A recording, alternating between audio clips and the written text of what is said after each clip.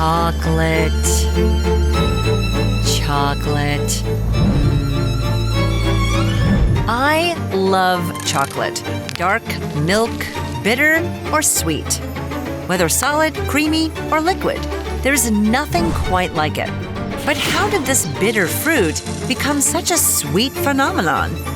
And what does it have to do with the Mayan Empire, Spanish conquistadors, a Dutch chemist, and Quakers? Stay tuned as look at all that chocolate.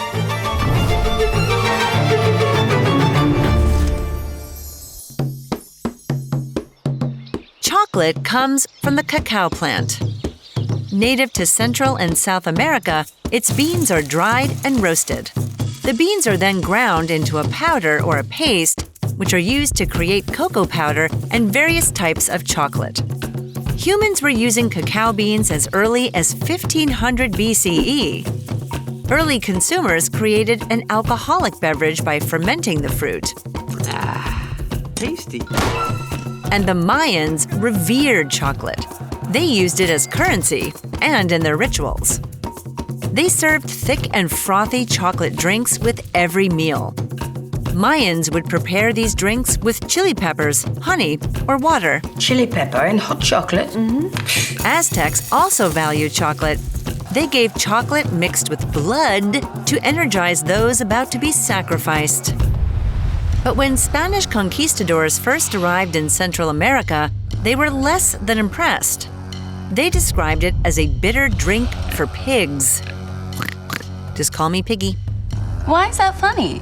However, their leader, Hernan Cortez, described it as a divine drink that would permit a man to walk for a whole day without food.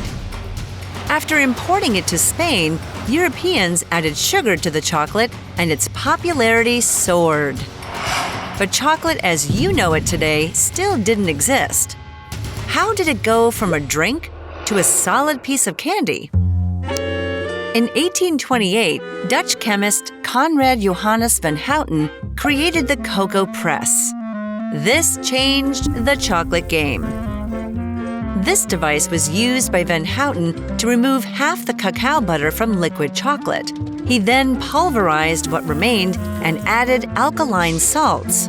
This cut the bitter taste and produced what we know today as Dutch processed cocoa. Still not a chocolate bar, though. Luckily, a few years later, Joseph Fry added cacao butter back into the Dutch cocoa to create a moldable chocolate paste. The first modern chocolate bar had arrived. There should be monuments to this guy. Fry and his rivals, Richard and George Cadbury and Joseph Rowntree, began selling boxed chocolate. Known as the Cadbury, Fry, and Rowntree dynasties, they all happened to be run by Quaker families.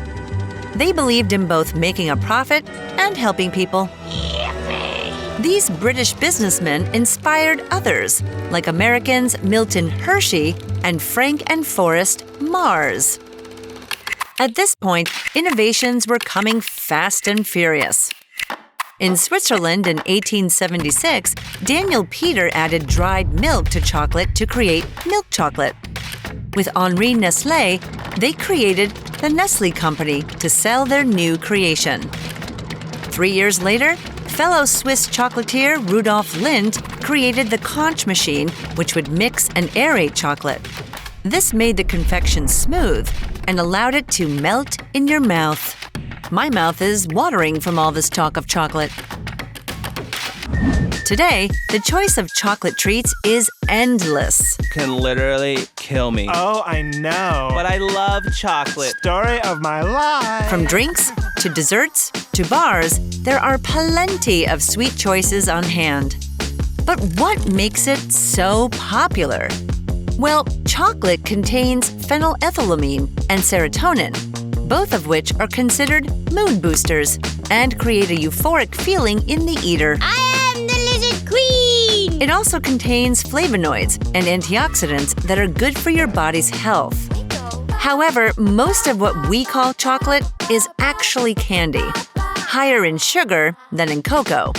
So if you're looking for the health benefits, be sure to enjoy darker chocolate with higher cocoa content and less sugar. Me? I like it all. But I especially like my chocolate with peanut butter, and we'll discover the unbelievable origins of peanut butter on another episode of Origins of Food.